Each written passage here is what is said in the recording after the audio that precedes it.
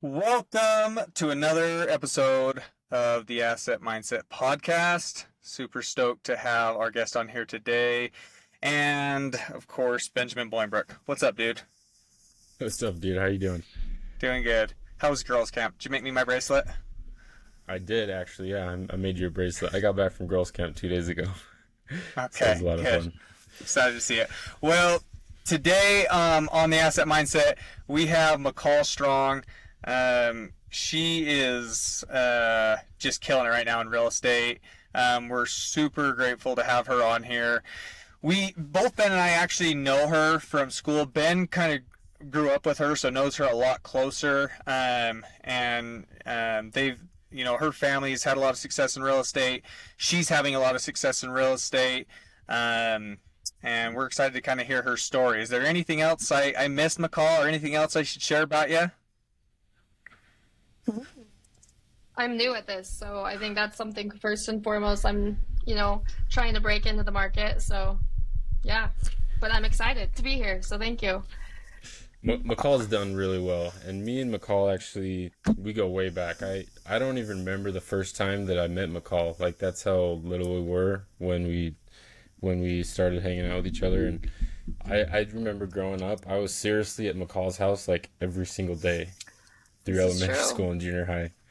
And we Right. just we did a lot of dumb stuff together. So it was fun. Something to mention is we were next door neighbors. So, that is how we know each other. Yeah. So, yes. Yep. And it's kind of funny too because we McCall studied marketing, I studied biomedical engineering, and now we're both doing real estate. So it's kind of True. fun. True. Yep. So McCall, walk us through your experience through high school, college, and then how you eventually fell into real estate and kind of your current ventures. Okay, perfect. Yeah. So, high school, McCall was a dancer and a golfer. And I think a lot of me at that age really wanted to maybe pursue dance at a maybe professional level. There for a minute, I did want to go medical field, which that dream shortly died. Hated science. So, I think kind of getting out of high school, I was lost a little bit because going to college, didn't know what I wanted to do.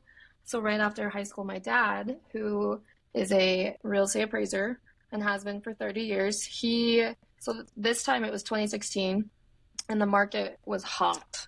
And so he was cranking out just like crazy, ridiculous numbers.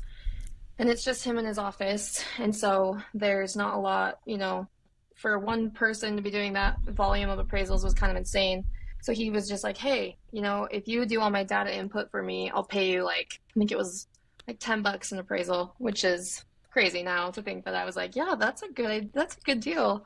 Um, so that's how I got initially into appraising. So I did that all summer and I just fell in love with it. I love to see all the homes. Even though it was just through pictures, I was like, this is so fascinating. Like I'd see that he would be in Layton and then Clearfield and then Farmington, and he'd be traveling around all day just to see all these houses. And so I was kind of like, hey, this is something that I could see myself doing. How would I go about this?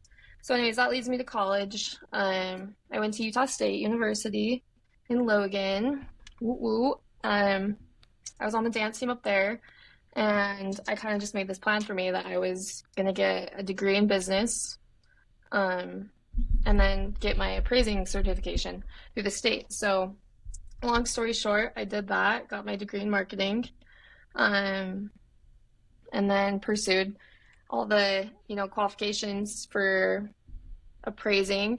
And I got that, let me think about this. I got that in 2020, which, if you remember 2020, the market was also very, very, very hot. So as soon as I hit the ground running on that, I think my very first year appraising, I did close to 200 appraisals. Um, and I was living at home at the time because we all know it was a pandemic. So I was able to save up a bunch of money and I kind of was just a hermit, I was just working and saving money anyways, that led me kind of to where I am today. Um, 6 months ago, I did my very first flip, and I was able to, finance part of it and get a partner. And here I am, six-ish months later, and I have flipped 4 houses, and I have 4 more to flip. So yeah, that is where I'm at right now. Um, I have two questions. Well, one, what was like your major draw? I know you said that your dad was seeing a lot of success, and then you tried it, and there was something about it that you were like, "Hey, like I could see myself doing this." I'm curious, like what that was, and after you decided and were determined to do that, what was the transition to be like, you know what? I'm gonna flip a property. Like I'm not gonna go do a buy and hold. I'm not gonna wholesale. I'm gonna go flip a property. So I'm curious to know what was your main draw to be an appraiser, and then what was the main transitional draw to flip your first property? Okay. No, that's a good question. I think initially, it's funny to look back now because like what I love about flipping now is kind of like the design aspect of it. Obviously, I like the deal and like the money, but just like the creativity behind that. And I think looking back, that's what initially drew me into appraising because you got to see cool things. Like he would just see the craziest things, and I'd be like, oh my gosh, you just get to see that. You don't have to wait for the parade of homes. You don't have to wait for all this stuff. You just get to see it every day. And so I think initially as like a little 17, 18-year-old, I was like, houses are cool, which is so silly. And I think another big thing about me is I love my freedom, and I'm pretty self-motivated. So I was like, you set your own schedule, you're your own boss, you work for yourself. So it is a lot of responsibility, but I think for me that was something that was like really like appealing about it. I didn't have a boss. I didn't have a 9 to 5. And I think that was something that I just was like, this is something I could do. I could be my own boss. I could do that. I could see the cool houses. And Yeah. on another reason, I mean, the money is good. So I was like, this is great. This will be a good like little job for me. So, and then fast forward, with my appraising knowledge, I'd been doing it for 2 years. And so I was online on the MLS one day, cruising, just looking at a bunch of properties. And I saw this house, and it was dumpy. Like, literally looked like it was condemned. And I was like, wow, they only want $170,000 for it? I was like, well, this house. So I heard and kind of in my head did a quick little appraisal, like just roughly, nothing official. And I was like, there is a lot of money here, like a ton of money here. So I immediately called my dad and I was like, hey, I think that this is a good deal. Like, just there's equity in it. I think we should, or I think I want to flip it. So, and I think too at the time, so like a year ago, the market just tanked. The interest rates spiked to 7%, and refinances absolutely just stopped. So I was kind of unemployed from appraising because it was just, I was doing like 3 a month, which is good. Well, no, actually it's not good. But I mean, I wasn't like unemployed. So I kind of just had a lot of free time, and I was like, this is a project I could do. So yeah, to answer your questions, that's kind of where it led me. Well, it's an incredible like That's transition awesome. So McCall, because of the fact of you having the knowledge of appraising homes and like really knowing like what goes into a home and knowing what to look for. Like, hey, there's a property here that is distressed or whatever. Like, I know that with my experience that this home really should be worth X if this was done to it. So that's like an awesome, yeah, that's really cool. Yes. Well, and it was kind of just like a full circle moment because I was like, I don't know, a little imposter syndrome. I'm like this young girl, and I was like, I don't know if I even know what I'm doing appraising wise. And so to kind of like be like, oh no, I have the knowledge, I have the skill, I've learned all these things, and then for it to kind of work out the way it did, I just was like, wow, full circle moment. Yeah. so McCall, you kind of talked about this, but I know that, like, I know a lot of flippers, and a lot of them have like lost a ton of money last year because the market went down, like you were saying. And like one guy in particular, I know he lost like over $200,000, and he'd been flipping for like 15 years. and now he just has a W-2 job. So like I've seen all these flippers kind of get out of flipping, but it's Yeah. cool to see you actually like start flipping and start having success. So like what do you think has been your biggest challenge in starting out? I think my biggest challenge, well, obviously, I think the learning curve, because with my first one, I was like, we need to do this, and we need to do this, and this, and this, and after, it's kind of a domino effect. It's like, where do you stop? It's like you could keep going, you could, redo a lot of things, and so I think my very first one, that was probably the biggest challenge, and then just like the looming, you're right, the ever looming, just like you hear everyone all the time be like, I think that was the other thing, was everyone I talked to, I'd be like, oh, I'm flipping a house. They'd be like, oh my gosh, in this market, are you crazy? Yeah. And I'm like, my first one, I was like, maybe, I don't know, but I just think that was probably the biggest thing, just hearing everyone, all the haters. Yeah. That's so interesting because it Yeah, sounds to me almost like you were, what's that Jalen Hurts quote when he says, "I had a purpose before someone had an opinion." And it's like you kind of knew what you wanted to do, and like regardless of what right, everybody else like was saying, you were like to some extent not like completely oblivious, but to somewhat oblivious to the sound like, sure, I think like yeah, why not? Like why not in this market? You know what I mean? Because you were like, I'm determined to do it. Like I'm right, gonna make it happen, and regardless of like, I think a lot of people right. let a lot of the talk right pretty much just tank them from doing anything that they really want to do, and that didn't even affect you because you were just like, this is just what I want to do regardless of whatever else is going on. Well, right, and I think that, I mean, not even in real estate, I think that just happens so much in life. Like, you have these goals and you have a vision, and, and people are just like, yeah, they just cut you down. And I love that quote. That's a great quote. So McCall, how are you acquiring your deals? Like what do you look for in a deal and how do you find it? Okay, no, that's a great question. I kind of have a philosophy, and like this is just like me philosophy, so I don't even know if it's like a good one, but I kind of look at the market like a pyramid, right? So like kind of like the food group pyramid, if we all remember that from like elementary school. But the bottom tier, you're gonna have your most buyers in that bottom tier. So like any properties 300 to 500K, that's where your most buyers are, and Yeah. then the tiers go up and up and up. So I mean, couldn't afford anything more expensive than a $500,000 house to begin with, but that's where I started. So I think that's my bread and butter right now, is finding properties in that threshold, that their resale value is in that threshold, because that's where your most buyers are. Mhm. Um, and then honestly, you guys, I used to think like, oh, the most hammered houses are your best deals, right? Because you get them for so cheap, and like you can sell them for whatever you sell them for. But I just think like those ones for me have turned out to be not my cash cows. I mean, obviously I've still made profits on all of them, but it just turns into one thing after another, and then you got to do a new roof, and then you got to do a new floor. Like it just is everything. So it's those ones that just need those minor updates, new carpet, new paint, a few like personal touches here and there, that have been really instrumental for me.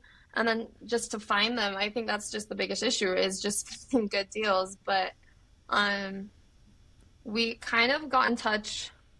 So I got in touch with this wholesaler in Utah, and I mean, I don't know if you guys have ever bought through like a very established wholesaler. Like this guy's been doing it for like 30 years, so his business is thriving.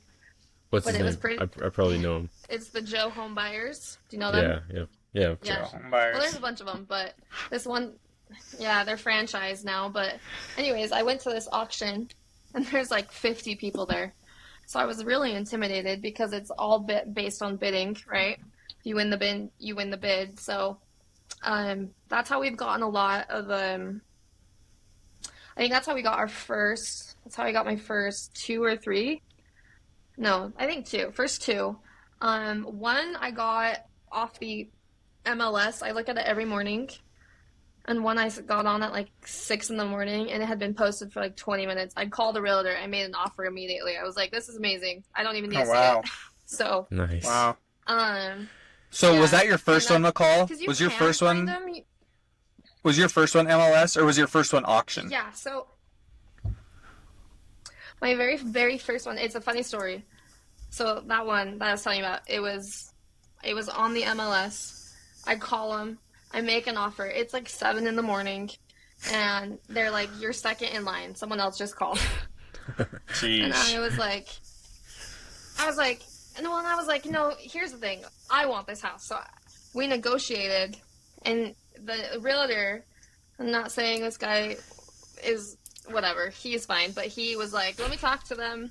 Let's offer both. So he calls back. He's like, hey, the owner's out of town.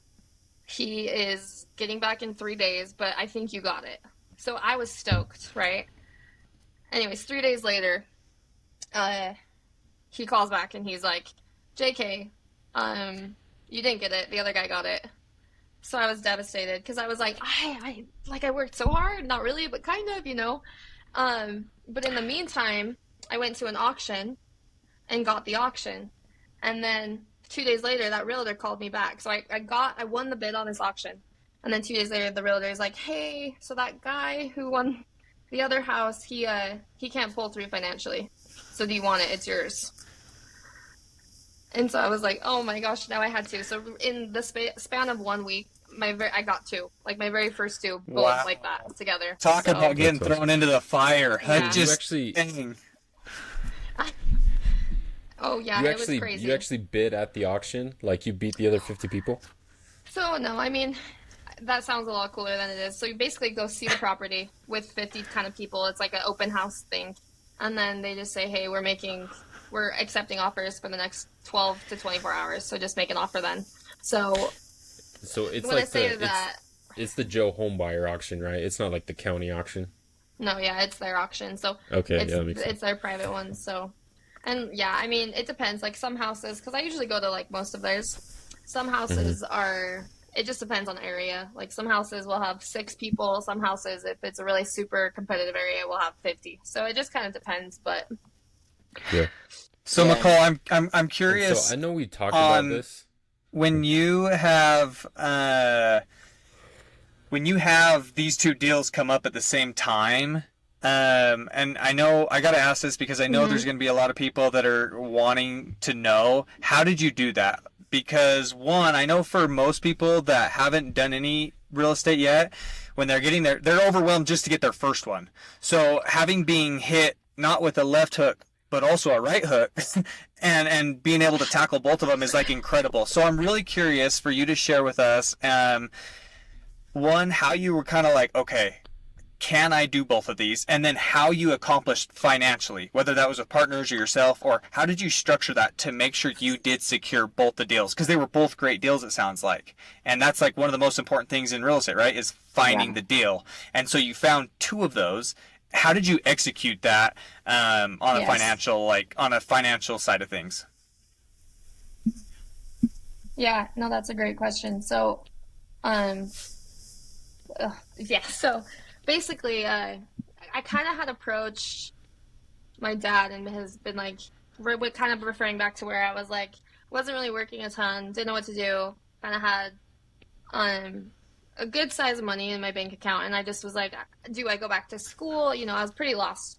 And he was like, well, if you want to get into like flipping or wholesaling, like I have a lot of connections with some private money guys. Um, just like let me know. So when that kind of happened, I was like, okay, dude, well I have two houses right now, and I kind of just had to make that leap of faith, like call these people I've never met, um, and just like kind of meet them and be like, hey, this is what I want to do. These are my credentials to back it up. This is what I think it's worth. This is like what you're gonna get out of it, in a return. Um, can I have, and we made a deal, like they're gonna lend me the money at like an 11%. Is that my first? Yeah. And the scary part was I like looked at my dad and he's like, "Okay, drain your bank account. Like you gotta go right now. You gotta do your earnest money. You gotta do this." And so that very first one I did, like I remember going, I was like, "Sure, yeah." I didn't even think about it. I just sent all my money. And then as soon as I did, I was like, "What have I done? Like I have nothing. I have no money." So that financially is like how that kind of happened on how I pulled it off. But your girl was broke for that first flip, and I was so stressed because I was like, if this doesn't work out, not only am I broke, I will be living with my parents for the rest of my I will never financially recover from this. Like, oh, it was scary. But yeah, to like I was seriously draining that thing and just sending it to these two different people. So the good thing is like I used two separate people for the different houses, which was nice. So That's incredible. yeah.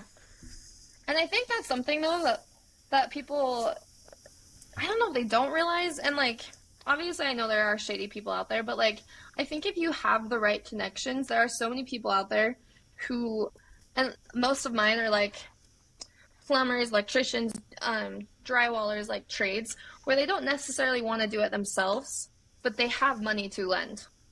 Hmm. And so I think that's something like I get asked a lot is like, where are you getting all this money? Because yeah, I would love to have all that money, but I don't. But yeah, it's just these people, and it's funny now that because it's just like kind of a network. Like you meet people who are willing to lend, and then they know someone who also wants to lend, and it's just kind of like this never ending, I guess, resource. So yeah,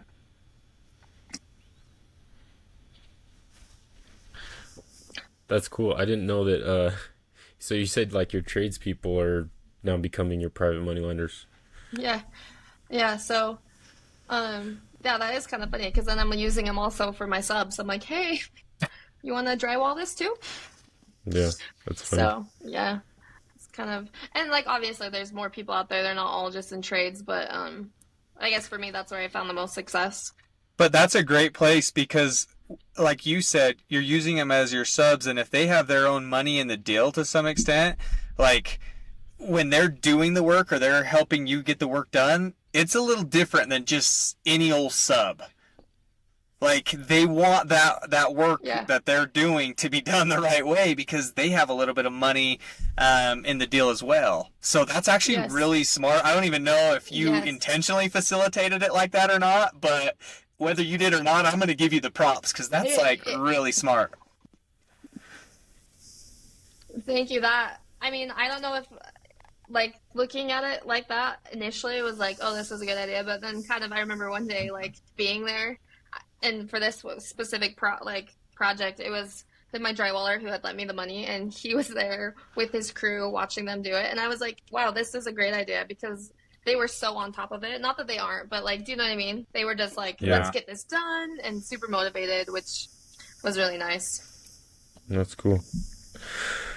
Well, McCall, one of the reasons why I know you're going to be successful is just because you're super, super good at marketing. And me and Jordan have talked about this in the past, but like real estate investors who know how to market just blow up. Like you look at all like Grant Cardone and Brandon Turner and all those guys, like they're super good at marketing themselves and putting themselves out there. So something I've noticed with you is you're really good at Instagram and like doing polls and like keeping people updated on your flips and stuff like that. And it's super cool to like watch your progress.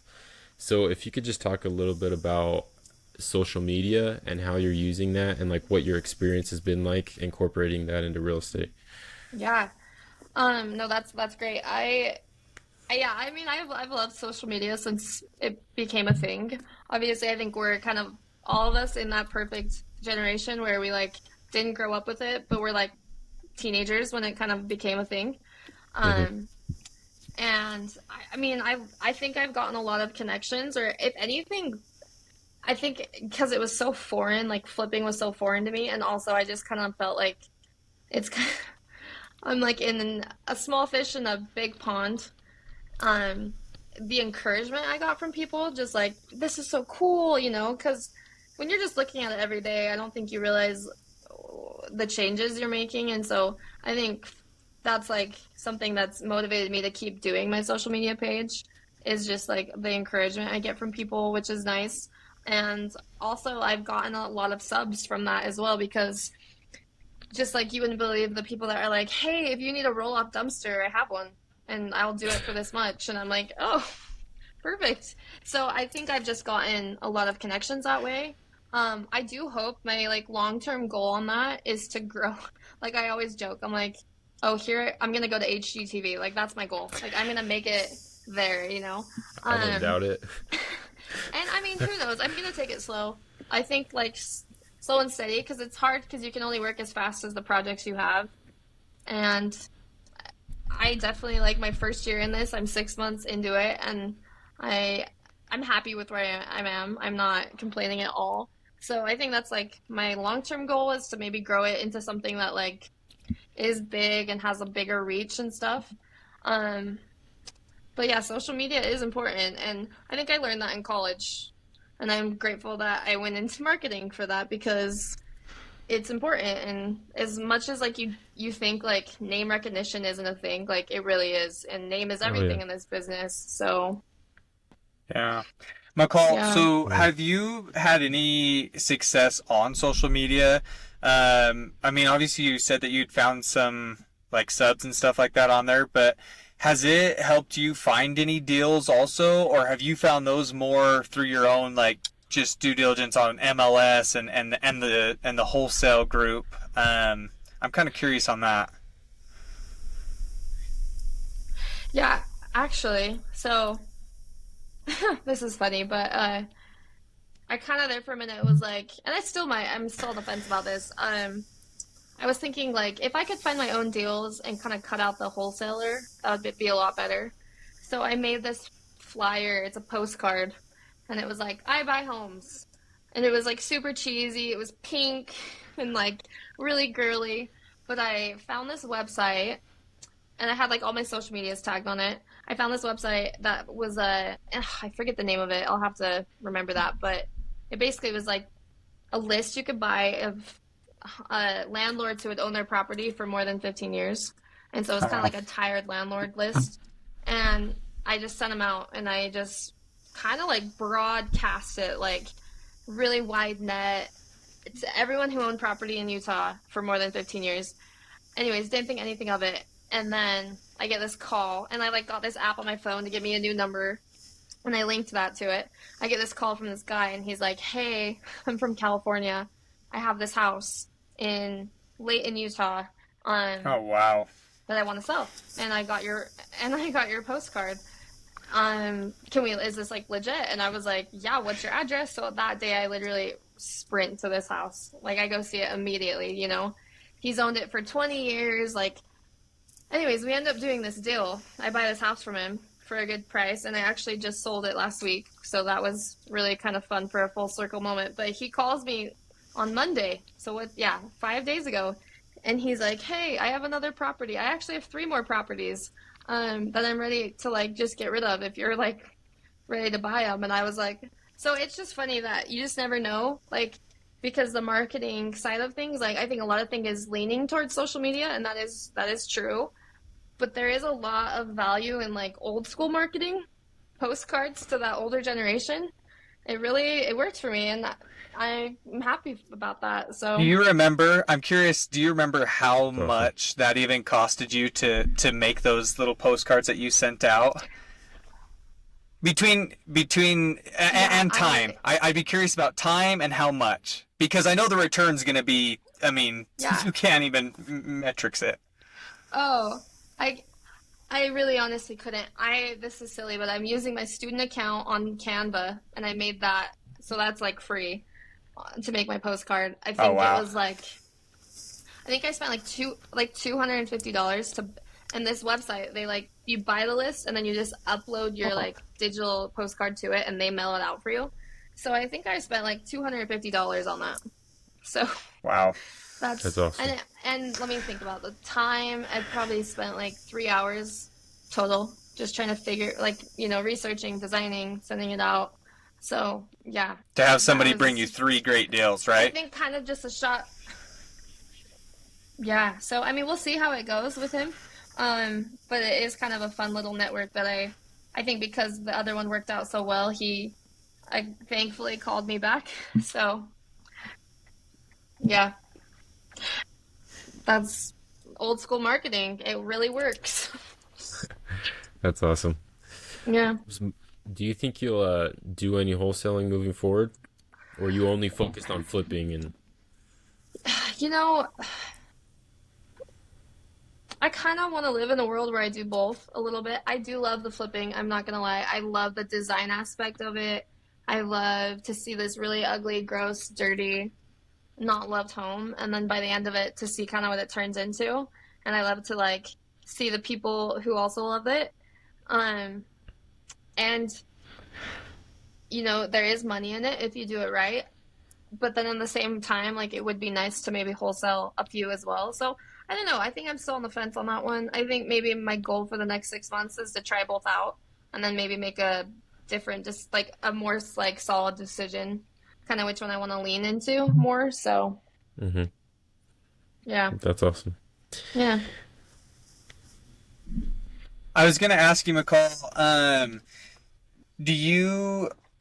We've talked a little bit about like you're finding the money, you finding the deal, how you're finding the deal through your, experience of being an appraiser. I think another big bottleneck that even like myself face, like that I face a lot, is the fact of not being so hands on. And I'm sure there's a little bit, or maybe there's more sweat equity than I expect that you're putting in. But I know, like for me and a lot of my projects, I end up putting in a lot more sweat equity than what's really good for the deal. Honestly, there's certain things that I need to learn to like just find the right people, put them in the right place to do the work, and spend my time finding more deals. And so I'm curious how you distribute that workload, and how you handle that process of once you find a deal, determining, okay, how much work do I actually come and do here, or do I hire the whole thing out? And how did that even get started? Honestly, I'm really curious on how did you find the first crew to help you with your first flip, and how has that evolved?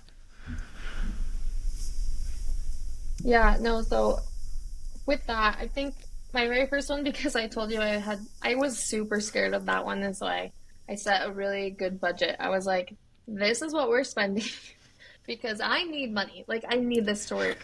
Um, and so I think I kind of just like broke down the numbers, like what bid wise, what I was gonna get for this, and this, see where I was at. And I'm with you on that one. That very first house, I put more sweat equity into that house than probably anything ever. Like I remember I was sanding floors, like stuff that I just like A wasn't qualified to do and like probably would never do again just because I don't know if it ended up being worth it in the end. But um yeah, I think just with that model, because it did work, I think every time I get one, I set that budget because I know what I want it to sell for. And, in this market where it's not great, um, the 90 days is kind of like the marker for appraising a little bit. That's like every shift of every 90 days, it's like, give me comps from the last 90 days. So it's like the race against time, the race against your budget.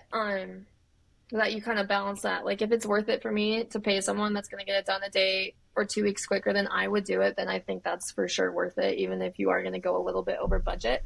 So I think I learned a lot on that first one between the two.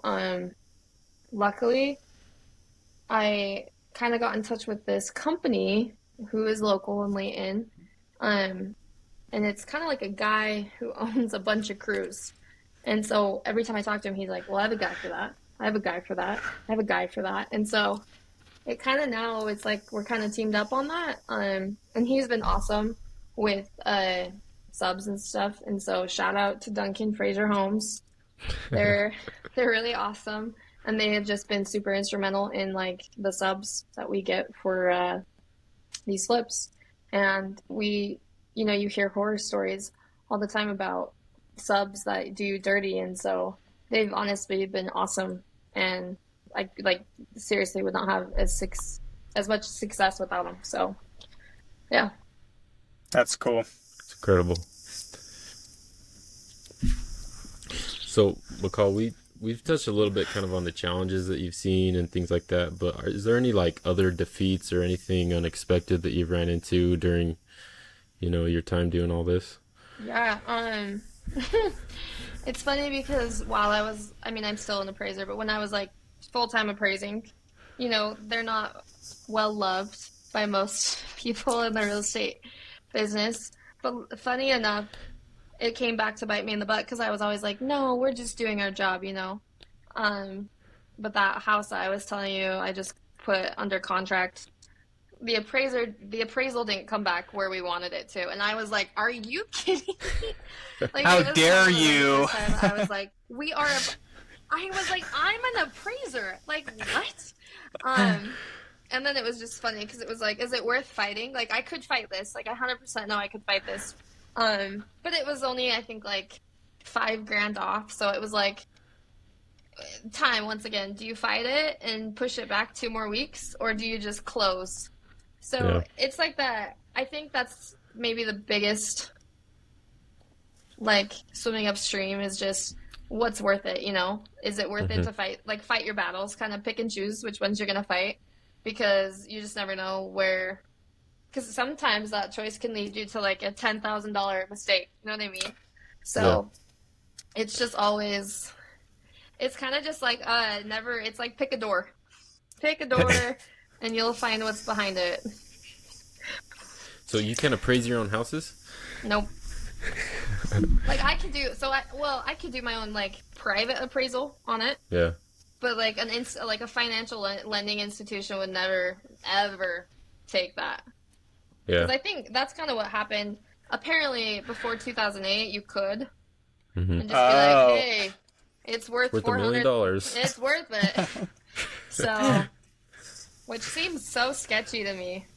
Yeah. So, yeah, I was like, these appraisers, they gotta get out of here. But No, yeah. that's really cool. Yeah, I always feel like um almost like I'm getting ready to play a big game or something like that. You know, growing up playing sports and stuff. Every time I'm waiting on our property to get appraised, I'm like, oh, how is this going to? Did I prepare properly before this individual comes out here and I either makes know. my day or freaking wrecks my like entire last 3 months because they do hold Oh my gosh. a lot of power in their hands.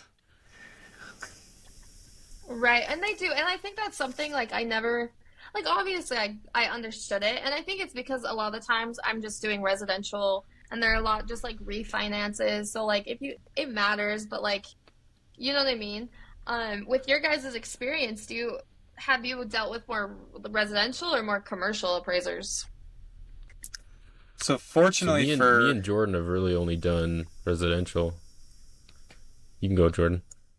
I was just gonna say, fortunately, yeah, both Ben and I have just done residential, so we've mostly just dealt with residential appraisals. I remember there was one um, transaction we were purchasing. It was 12 units, so it was three separate quadruplexes, and I remember that we were like really tight on just like what was needed to be put into the property immediately after closing costs, everything, and like everything had the stars had to align. And I remember like we were we finally got the sellers to come down just enough, and we were like, man, I really hope that this appraises at the mark that we're wanting, because if not, like I don't even know if we have enough cash. I mean, we were depleting like a lot. We were really like when you were saying like draining the bank account, like I resonated with that so much because for this specific transaction, we were like we were all out there. And so it was crazy when it came back right at what the sales price was. Like we were stoked. It was like the best day ever. But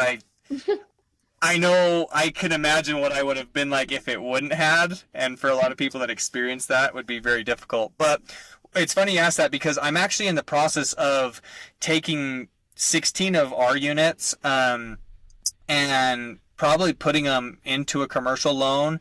And what I wanted to do though before I did that is get all my rents up, right? Because a residential appraisal is based off of like properties in the area, correct?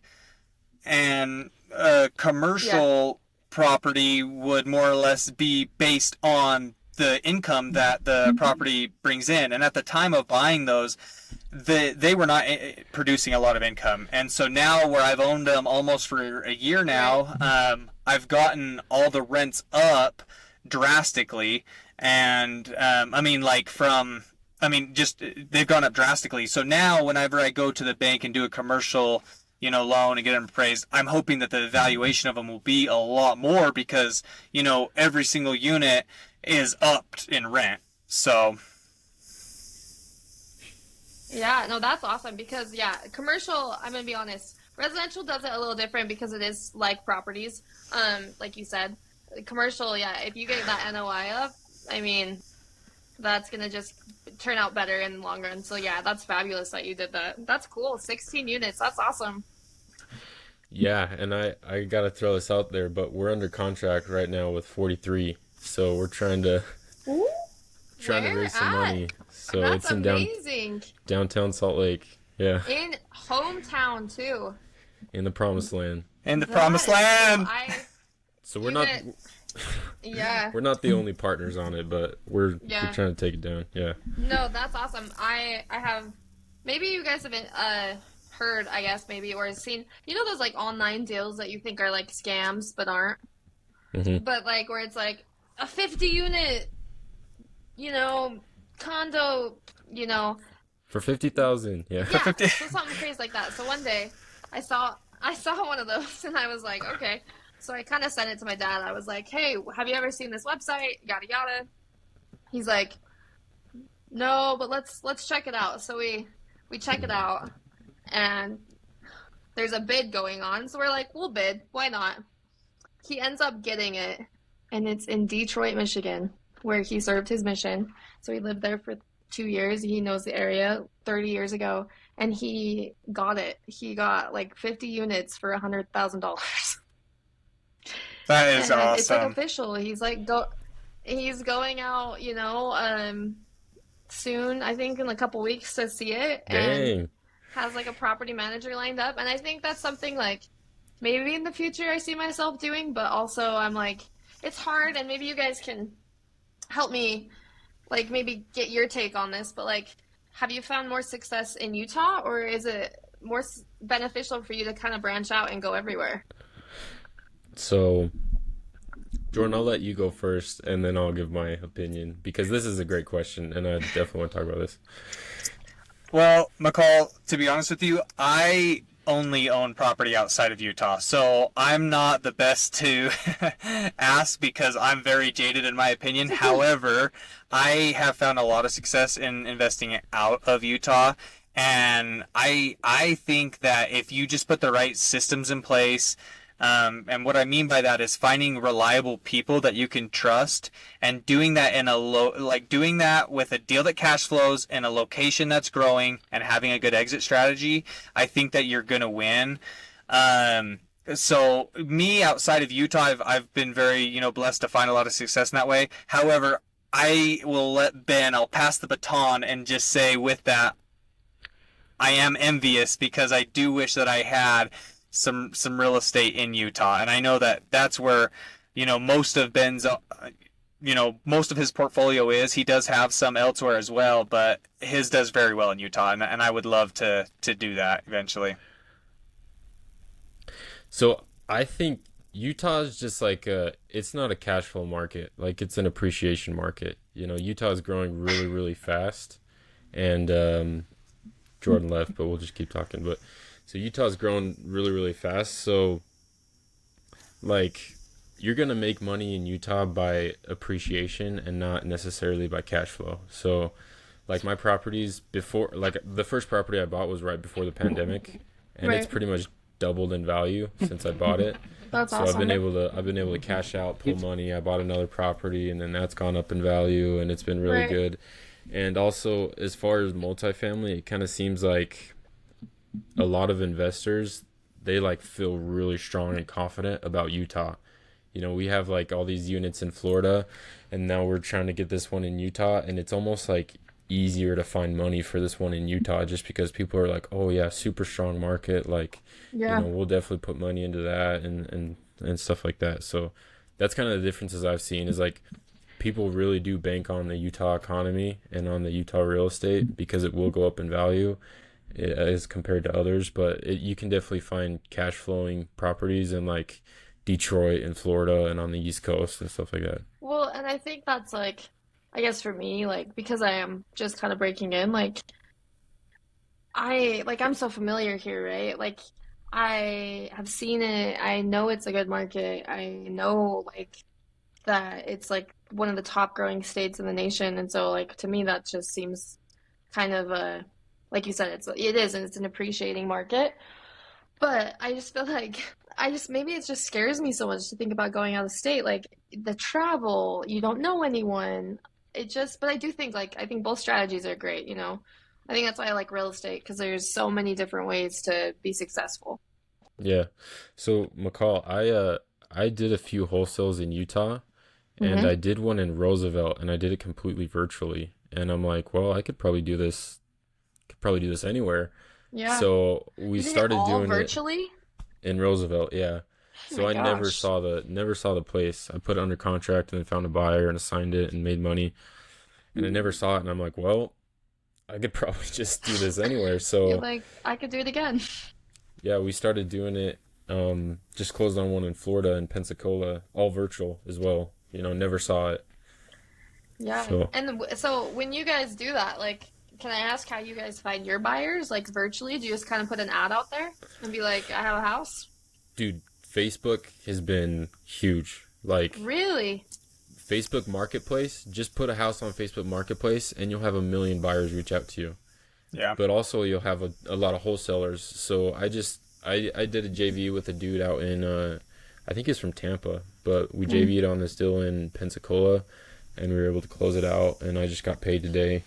So it was a good day. Wow, that is a good day. I think too, like kind of touching back on like this market, I think something that's always comforting to me is like no matter how bad the world gets, like people need places to live.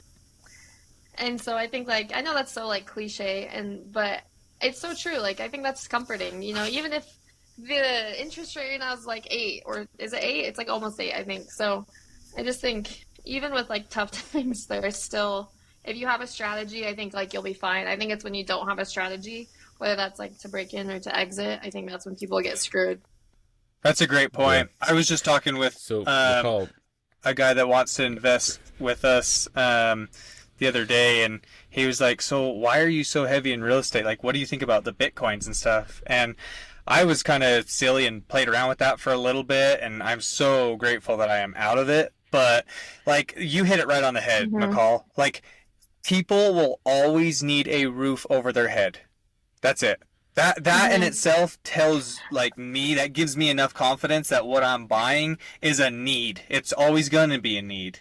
And so whether Right. that's an apartment, a house, a freaking tent, glamping these days, right? Like whatever it is, if Yeah. I provide shelter for somebody, like that is Right. like that's always going to be a need. People want to feel feel at home.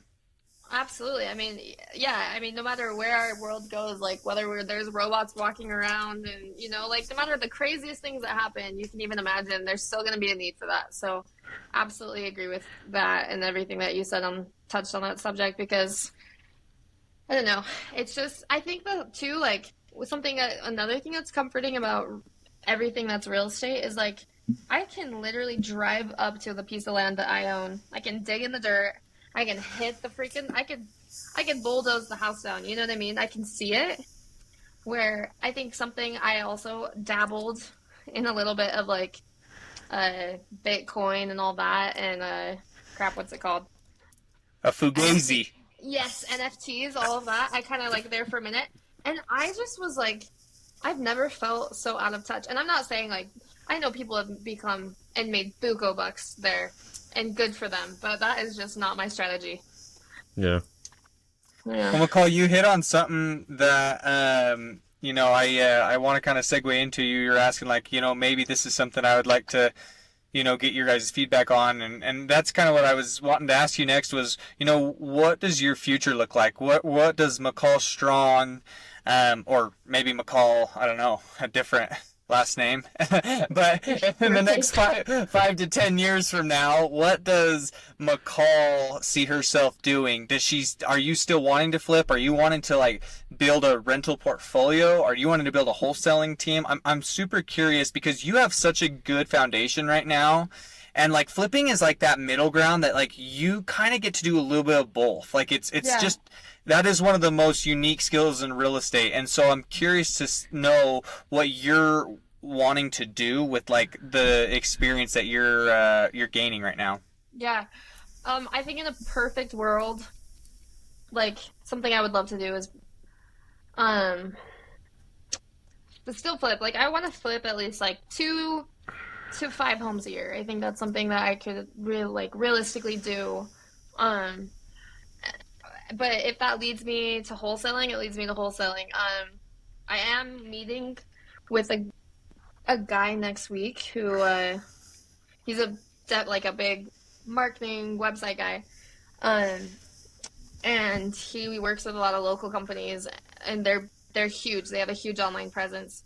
Kind of just to pick his brain about wholesaling and maybe like see if that's because I mean I'm not gonna lie, if that's something that can take off, I do want to do that. Like I think wholesaling is would be like ideal, and I would do it like I wouldn't just stay in Utah. I would do it as many places as I could. So I'll be curious to see what he says, to see where that leads me. But I think for the next couple years, I think that's kind of like my goals. If that leads me to somewhere else, like I would down the line, I think buy a rental property a year and keep it until I'm like 50.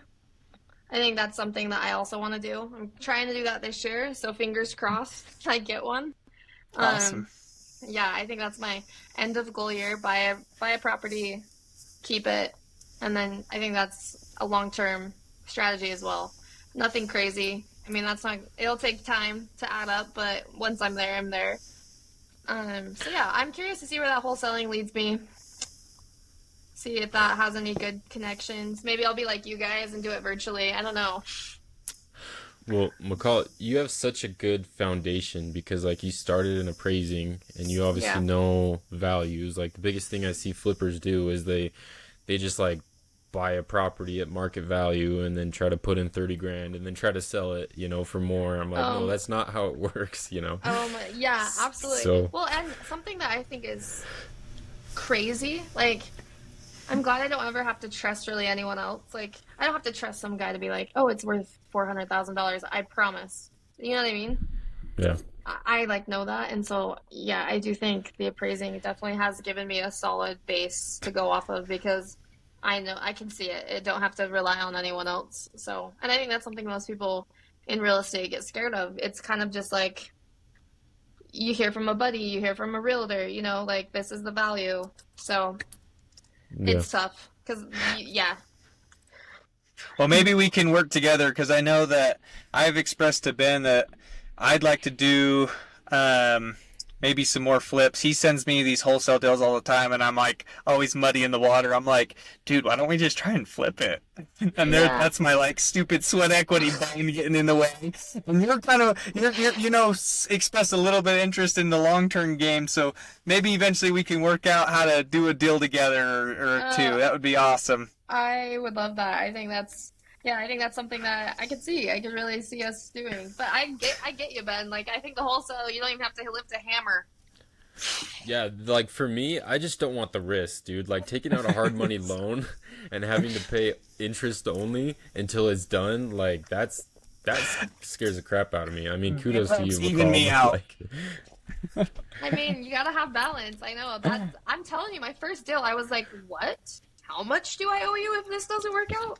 yeah. Like, yeah, crazy. It's crazy. But So, yeah. so, when do you find out about that Salt Lake property? Is that soon? So it's under contract and we need all the money raised by mid-August. Oh, So I mean, kind of the good you thing got about multifamily is it takes a lot longer to close. There's just a yeah, lot more moving parts. yeah, So we need to raise all this money, which we're working on. And yeah. I actually went and walked it on Monday, and Oh, it looked really good. So just excited I'm about it. curious.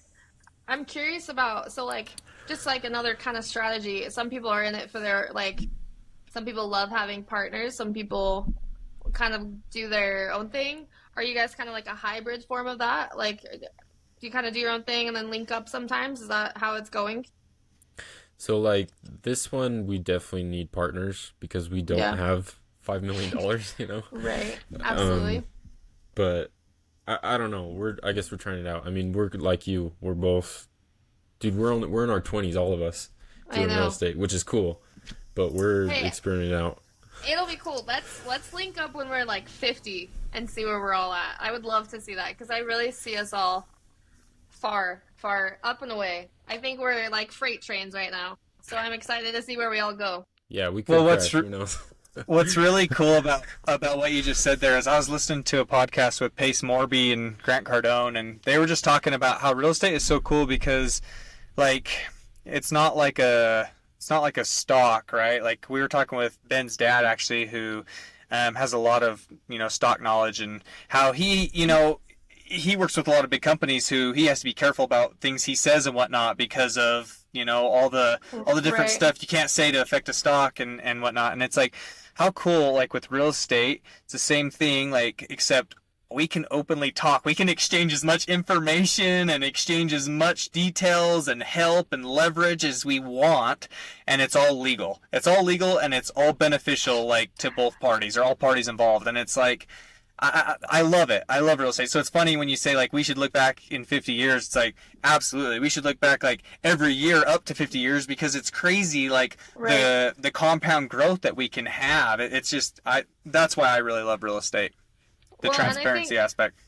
I think you're right. I think the transparency aspect is like refreshing because I don't know a lot of industries where that's like, it's kind of just like hush hush everything um between like businesses and stuff.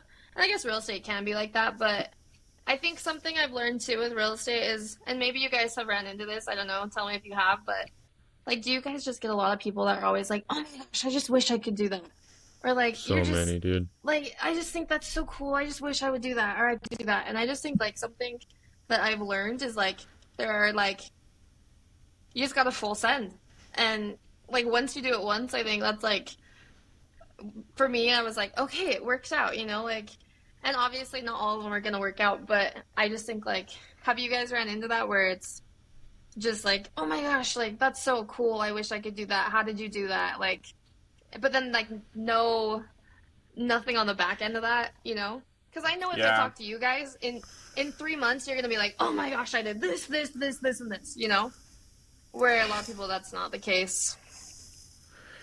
Well, McCall, I've learned, and especially being around a lot of summer sales bros, that Hmm. everybody talks about real estate, but like so few people actually do it. Right. So like dude, especially because me and Jordan are around summer sales people and kind of the orange dude, they're all like, oh yeah, investing, like I'm gonna do this, this, and this, and like Right. gonna go do this, but just very few people take action, which it's like cool to see you take action, and Jordan as Thank well. you. So, Yeah. what do you think, Jordan? Well, is Jordan gone? You might be gone. Have to edit this out. No, you're good. Um, yeah, I agree with you. Like, you're right. Take action. I liked that because not that it's easy. Like, I don't want to be like, oh my gosh, it's so easy because it's absolutely not. And like, it's some of the hardest work I've ever done. But yeah, I just think like full send. If it's taught me anything, like you just really gotta have a plan and go with it. Yeah. Well, McCall, I think you're a great example of that. Just from like what you said at the beginning of this, kind of circling back and coming to full circle here. You came across your first deal and you didn't get it, but you didn't stop. You went and found another deal at auction. You ended up getting it, and then you ended up getting that other deal, and just like that, you tackled two deals at once. Oh And no. I mean, that's a great example of just taking action. Let's see if it comes back on.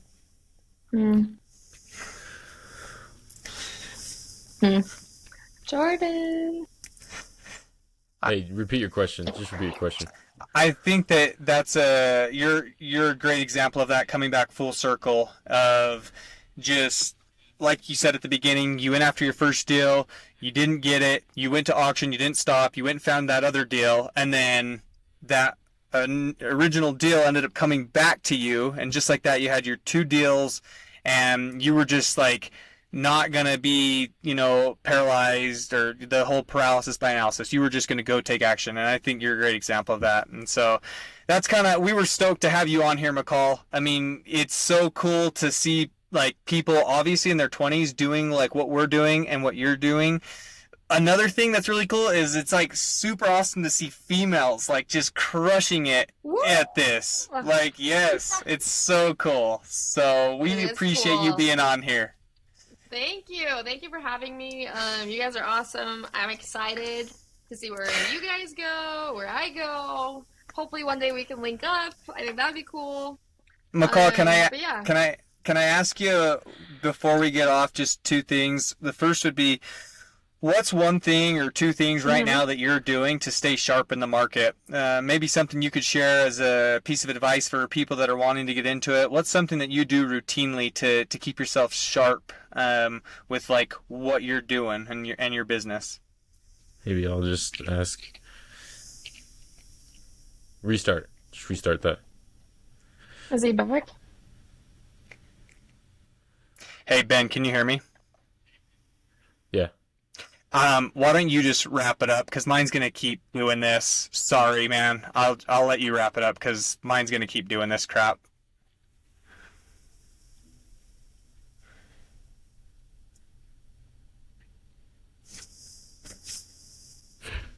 Call Ben Bolingbrook. Calling Ben Bolingbrook. I'll finish it.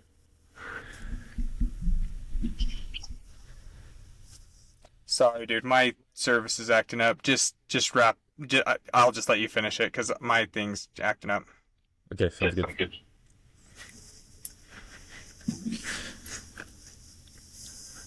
Okay, McCall, last questions for you as we wrap it up. Okay. What would be some advice that you give to people starting in real estate? Um, some advice. Okay. I think first, Anybody who wants to get started, yeah. I just think like don't be scared to ask people who know more than you for help. Like I think first and foremost, I think like use your resources because there are so many people out there that have good knowledge and good resources, and like you'd be kind of an idiot not to use them. Um, and then just like I say, trust yourself. If you have a plan and you just see it through to the end because you never know where that can lead you. And have fun doing it because it's crazy and it's sometimes you can't breathe and sometimes you're like, what am I doing? But I think if you have fun towards the end, it makes it more enjoyable. So that's my advice for people. Awesome. And for anybody listening, where can we follow you at? You can follow me on Instagram at Mckahll Strong, spelled McKahllStrong. And then you can follow my house page, which is called the House Hub, and I will send them to you guys to tag. Awesome. McCall, it's been awesome. Thank you Okay. so much. You're a stud. You're a stud. Bye, Ben. Bye, See ya. Jordan. See ya. Thank you.